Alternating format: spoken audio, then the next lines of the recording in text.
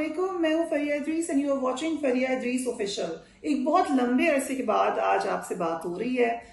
ये खामोशी बिला सबब नहीं थी, बहुत सारी वजूहात थी, कुछ निजी मसरूफियात थी, कुछ दानिशमंदी का और वक्त का तकाजा था। मगर अब हम कोशिश करेंगे कि आपको अपडेटेड रखें और रोज़ाना कम से कम एक दफ़ा आपसे ज़रूर बात हो। जो भी टॉपिक होगा इंटरेस्टिंग उस दिन का, उसी से आपको बाखबर रखने की कोशिश करेंगे। आप भी अपने कमेंट्स में बता सकते हैं कौन से ऐसे इश्यूज हैं, कौन सी ऐसी बात है जो आपको लगता है उन पर रिपोर्ट हो। जो फ्रीडम ऑफ स्पीच है या क्या रिपोर्ट हो रहा है, क्या नहीं रिपोर्ट हो रहा मीडिया में, इस पे भी एक बहस बाकायदा तौर पर है। मैंने अपने प्रोग्राम्स में भी कई दफ़ा उस पर बात की है, यहाँ पर भी हम ये बात करेंगे। मीडिया फ्रीडम के हवाले से ये एक ऐसा टॉपिक है जो कई साल से पाकिस्तान में ज़ेर बहस है। अप्स एंड डाउन्स आते रहे हैं पाकिस्तान की सहाफत में, और इस वक्त भी एक वक्त ऐसा है जहाँ पे बहुत सारे सवालिया निशानात हैं। आज जो हम डिस्कस कर रहे हैं शहरियार अफरीदी साहब के हवाले से बड़े दिनों से देखा जा रहा है, उनके बारे में बातचीत हो रही है। आज क्या हुआ है? आज ही Lahore high court Rawalpindi bench ने GHQ हमला केस में नामजद PTI के जो रहनुमा हैं शहरियार अफरीदी, इस्मतुल्लाह और नादिया बीबी समेत दीगर मुल्ज़िमान की जमानत मंजूर कर ली है। जो फैसला है, और ये फैसले की कुछ पॉइंट्स मैं आपको तफसीलन बताऊंगी। GHQ हमला केस में कोई जख्मी नहीं हुआ, कोई आर्मी ऑफिसर मुद्दई नहीं बने। GHQ के अंदर और बाहर CCTV कैमरे को कब्जे में नहीं लिया गया था। शनाख्त परेड के दौरान फौज के किसी मुलाजिम को इसमें इंक्लूड नहीं किया गया था, और इसी वजह से कोई विटनेस भी नहीं बन सके। GHQ मुकदमे में किसी खातून को भी नामजद नहीं किया गया था। अदालती फैसले में यह भी कहा गया है कि मौके पर मौजूद पुलिस अफसरान ने मुजाहिरीन को GHQ के अंदर जाने से नहीं रोका। बादियो नजर में इंसदाद दहशतगर्दी एक्ट की दफा 7 का इतलाक नहीं पाया जाता। मुल्ज़िमान के खिलाफ मुकदमा मजीद तहकीकात का मोहताज है।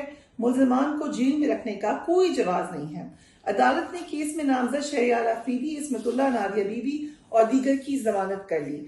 थोड़ी सी हम आपको इसकी डिटेल्स बता देते हैं। ये तफसीली फैसला हमारे सामने है। इसका पॉइंट 3 ये कह रहा है कि परusal ऑफ रिकॉर्ड रिवील्स, यानी जो रिकॉर्ड उनके पास था, ये जो मैंने आपको कंक्लूजन बताया है, इसकी कुछ बेसिक या कुछ पॉइंट्स आपको और ऐड कर देते हैं कि जो FIR थी ये लॉन्च हुई थी 9 मई 2023 को, और तकरीबन 250 से 300 अफराद के खिलाफ ये शिकायत दर्ज की गई थी। लेकिन जो नॉमिनेटेड लोग थे वो 6 थे, जिनमें से एक शहरियार अफरीदी थे।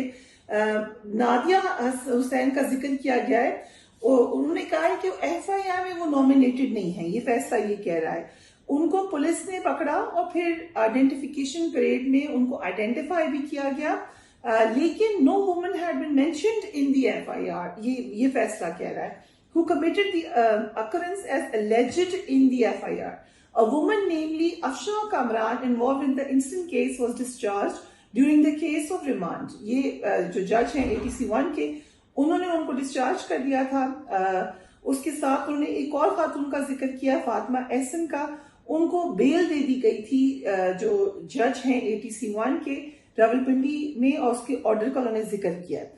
उसके साथ साथ उन्होंने ये भी कहा है कि so far as the petitioner Haider Mahmood Khan and शेर Sikandar are concerned, they are nominated in the FIR. उनके नाम है FIR में, but no specific role has been assigned to them.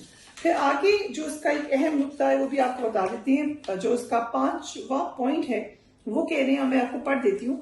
So far as the petitioner Shahryar Afridi, क्योंकि शहरियार अफरीदी के बारे में ये पॉइंट है जो आई नो शहरियार अफरीदी के बारे में बहुत से लोग जानना चाह रहे हैं। और आपको याद होगा कि शहरियार अफरीदी की एक वीडियो क्लिप थी जिसमें कह रहे हैं वो कि GHQ की तरफ चलो। उसकी बेस पे बहुत गम और गुस्सा पाया गया था, और फिर जाहिर है उसमें एक्शन भी हुआ।